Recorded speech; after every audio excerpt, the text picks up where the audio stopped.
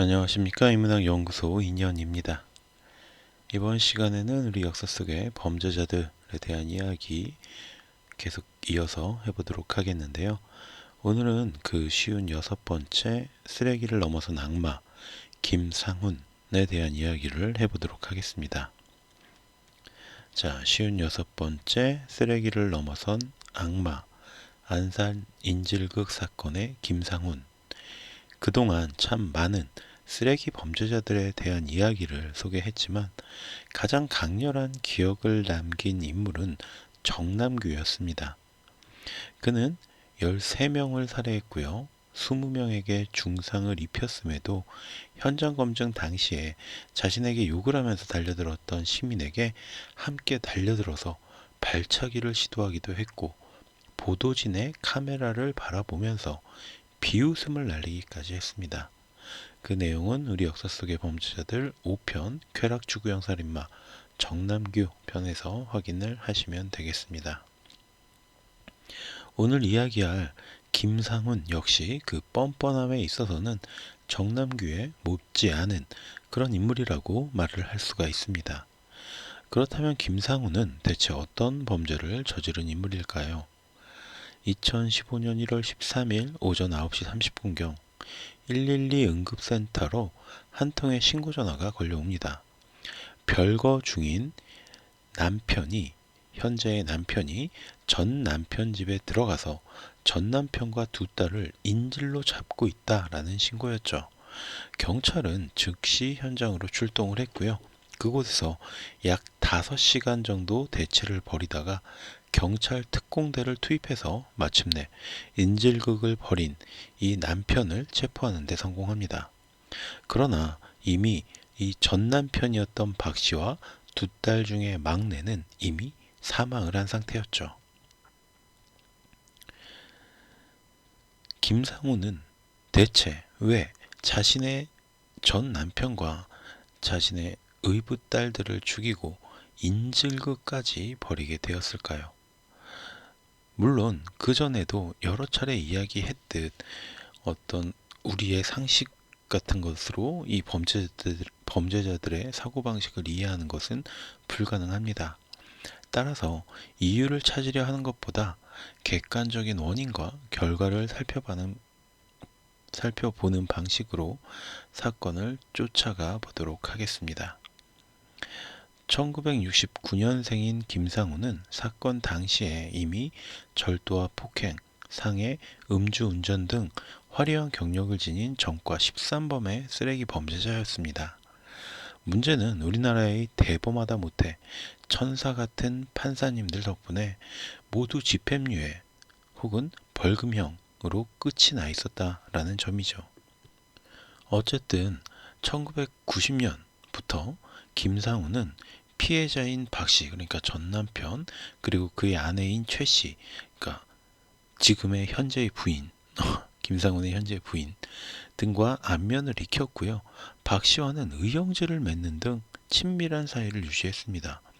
그러다가 어처구니 없게도 박 씨가 최 씨와 이혼을 하자 2007년 이 최 씨와 자신이 결혼을 하게 됩니다. 이 결혼이 바로 비극의 시작이었죠.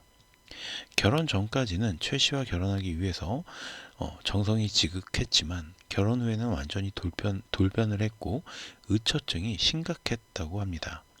건설 현장의 노동자였던 김상우는 일도 하지 않고 보험 상담사였던 최 씨의 수입에 의지해서 먹고 살았고 그러면서도 최 씨가 보험 영업을 위해서 사람들을 만나는 것을 사사건건 의심하고 캐물었습니다. 그리고 자신의 의심에 빠져서 최 씨를 구타하기까지 했고요.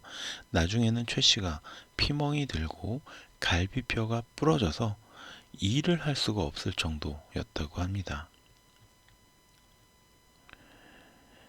김상훈의 만행은 여기에서 그치지 않았습니다. 결혼 1년 만에 최 씨가 아닌 내연녀를 따로 사귄 김상훈은 내연녀에게 돈을 뜯으려는 계획을 세웁니다. 그러니까 내연녀를 사귀었어요. 그렇다고 그 여자를 사랑한 것도 아니고 그 여자에게 돈을 뜯으려고 했다는 거죠. 그러나 최 씨가 이 사실을 내연녀에게 알려주면서 돈을 뜯어내지 못하게 되니까 또 최 씨를 폭행하고 칼로 머리카락을 잘라버리기까지 했다고 합니다. 2012년 5월에는 집에서 막내딸이었던 박양, 당시 13살짜리 이 어린 친구를 성폭행하려다가 미수에 그치기도 했다고 해요.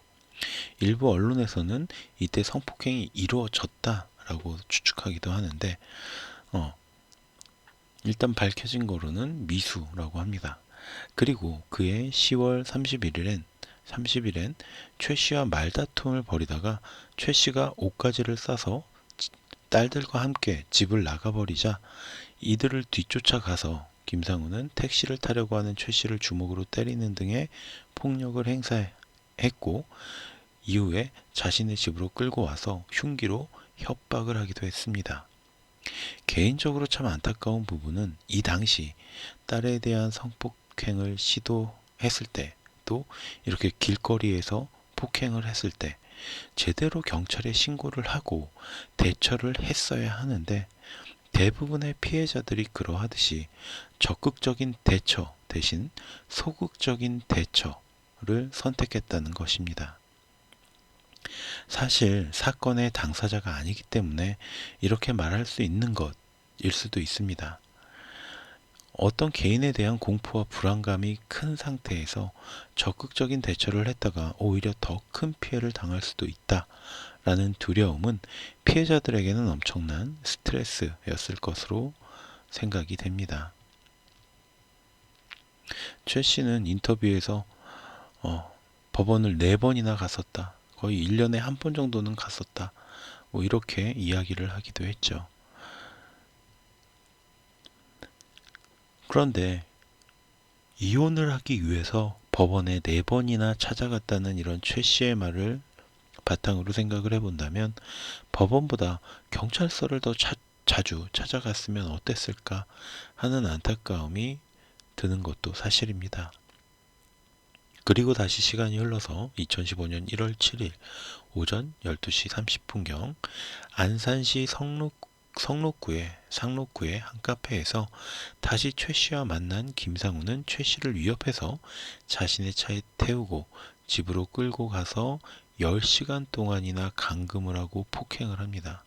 그리고 최 씨의 허벅지를 칼로 찔러서 3cm 정도가량의 상처까지 내버립니다.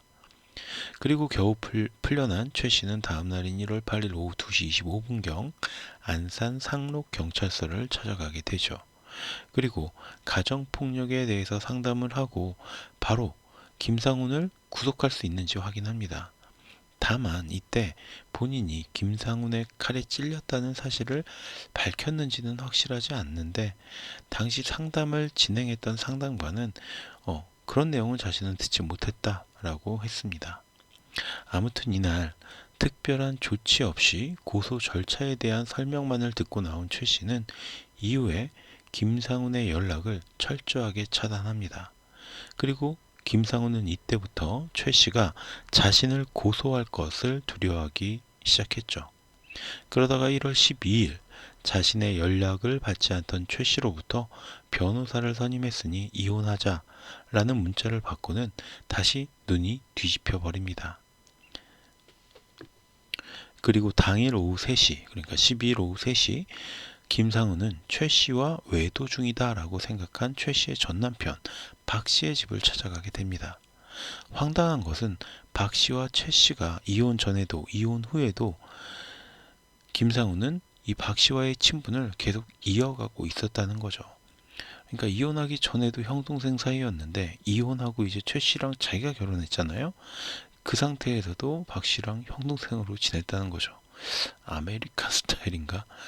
당시 박 씨의 집에는 박 씨의 동거녀가 따로 있었고요. 그녀는 평소에 안면이 있었던 김상훈이 찾아오자 별다른 의심 없이 문을 열어줍니다. 그리고 그렇게 집에 들어온 김상훈은 자신의 집에서 챙겨온 칼로 이 동거녀를 위협해서 작은 방에 가두어 버립니다. 그리고 그 상태로 박 씨가 집에 돌아오기를 기다리게 되죠. 자, 정리를 좀 하면 10일 오후 3시에 전 남편 자택에 침입을 했고요. 그래서 동거녀를 가두고 밤 9시에 전 남편이 돌아왔을 때 살해를 합니다.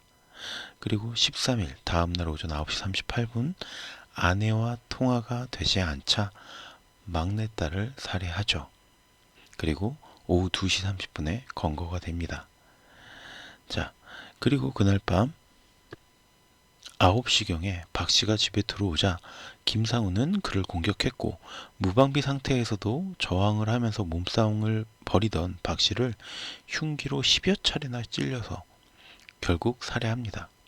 그리고 박 씨의 시신을 화장실로 옮긴 뒤에 다시 대기하다가 11시경에 두 딸이 집에 들어오자 이들 역시 흉기로 위협을 한 뒤에 두 손을 묶어서 작은 방에 감금을 합니다. 그리고 최 씨에게 계속 전화를 걸었지만 최 씨가 전화를 받지 않았죠. 당시 최 씨는 김상훈을 피해서 모텔 생활을 하고 있었기 때문에 두 딸을 전 남편 박 씨에게 맡겨둔 상태였다고 합니다. 이후에 김상훈은 예전에 성폭행을 시도했던 막내딸에게 입에 담기 어려운 만행을 벌입니다. 이 막내딸에게 그 언니의 진술에 따르면 김상훈이 이 16살짜리 이 의붓 딸 앞에서 자위행위를 하고 결국 성폭행까지 했다고 하는 거죠. 이 정도면 조두순도 형님이라고 할 정도의 미친 쓰레기가 아닐까라는 생각이 듭니다.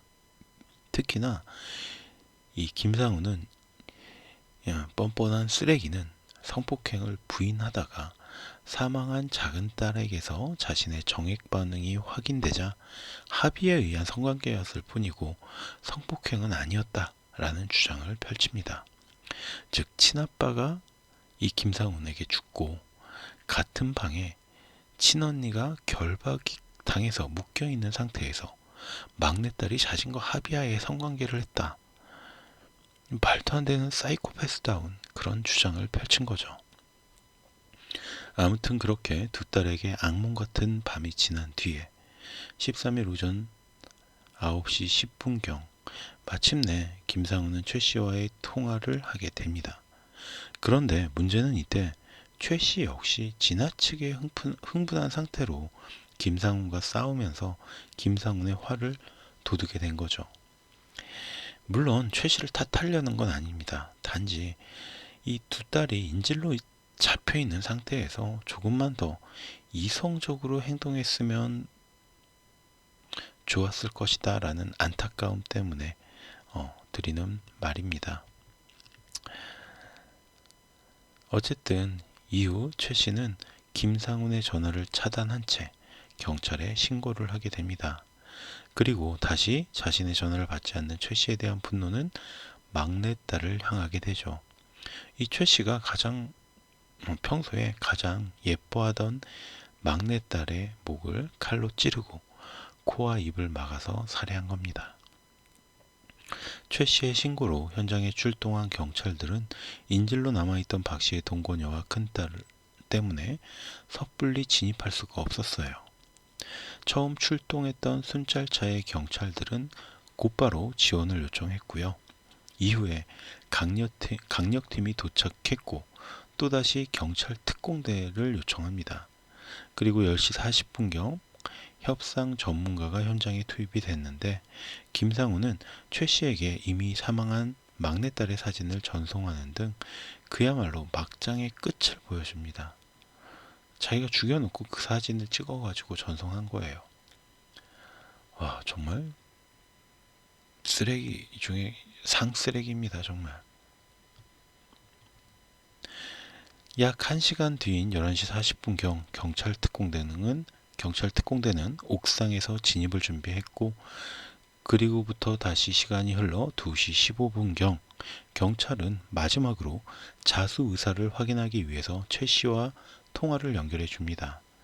그러나 김상훈에게 자수 의사가 없다라는 사실을 확인하자 2시 25분 옥상에서 박 씨의 집으로 침투를 해서 김상훈을 검거하는 데 성공합니다.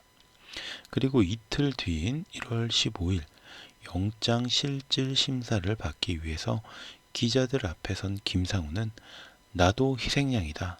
나도 피해자의 한 사람이다. 라는 말도 안 되는 헛소리를 늘어놓죠. 그리고 본인은 절대 살해할 의도는 없었다. 라는 주장을 하기도 합니다. 이후 1월 18일 현장 검증 당시에는 더 어마어마한 막장 쓰레기 짓을 보여주는데 숨진 박 씨와 최 씨의 아들이자 두 딸의 오빠였던 박군이 더 있었어요. 이 박군이 현장에서 김상훈이 개새끼야 왜 우리 엄마 괴롭혀? 라고 고함을 치자 태연이 웃으면서 네 엄마 데려와 라고 막고함을 질렀다고 합니다. 그리고 비웃는 듯한 웃음을 보였죠. 자, 사진 속에 웃고 있는 김상훈의 모습도 찾아왔고요. 2015년 8월 21일 1심 재판부는 김상훈에게 무기징역을 선고합니다.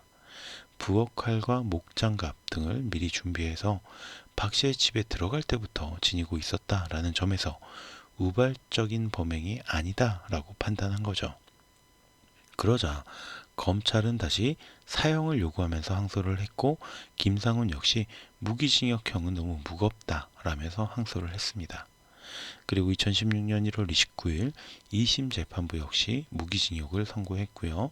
재판부는 김상훈이 불우한 가정 환경에서 자란 점, 반사회적 인격장애를 안고 있는 상태에서 이혼 통보를 받고 극도로 흥분한 상태에서 범행을 저지른 점, 피해자가 2명에 그친 점, 재판 과정에서 반성하고 사죄하며 지낼 것임을 다짐하고 있다라는 점 등을 고려해서 사형 대신 무기징역형을 선택한 겁니다. 이게 고려할 대상이 되나요? 불우한 가정 환경에서 자랐으면 사람을 죽여도 봐줄 수가 있나요? 인질로 잡고 있던 4명 중에 2명만 죽였으니까 감형을 해준다. 이 말이 됩니까? 그리고 피해자의 유가족에게 저렇게 비웃으면서 고함을 쳤던 김상훈이 반성을 하고 사죄하면서 지내겠다라고 다짐을 했다. 그래서 감형을 해준다. 도대체 제 상식으로는 이해가 안 되는데 우리나라의 재판장들은 혹시 이 천사가 하늘에서 내려와서 재판정 역할을 하고 있는 게 아닌가 굉장히 궁금한 부분입니다. 이후 2016년 5월 9일 대법원 역시 그대로 무기징역형을 확정을 했고요. 김상훈은 지금도 교도소에서 우리가 낸 세금으로 잘 먹고 잘 살고 있다고 합니다. 김상훈이 자신의 큰딸에게 그렇게 얘기했었대요. 자긴 잘 먹고 잘 살 거다. 감방에서. 김상훈이 했던 얘기가 그대로 이루어진 거죠.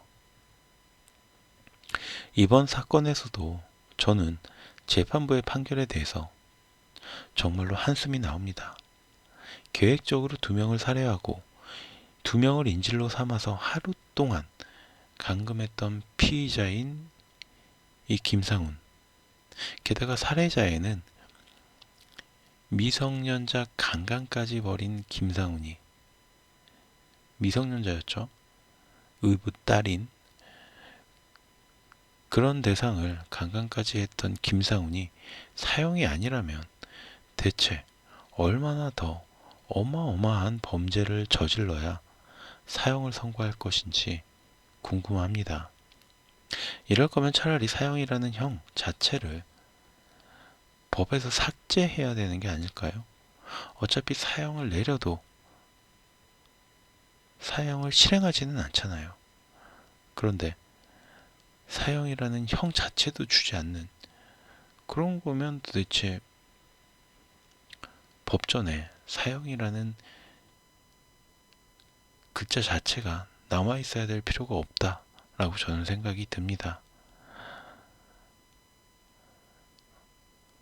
저는 오늘도 그저 한숨을 지으며 우리 법조인 여러분들의 보다 현명한 판결이 있었으면 하는 바람만을 가져봅니다. 자, 그럼 오늘 제가 준비한 이야기는 여기서 마치도록 하고요. 오늘 제가 들려드렸던 이야기가 여러분들의 흥미와 호기심을 어느 정도 만족시켜 드렸다면 구독과 좋아요도 부탁드리겠습니다. 저는 다음 시간에 또 다른 이야기로 찾아오도록 하겠습니다. 감사합니다.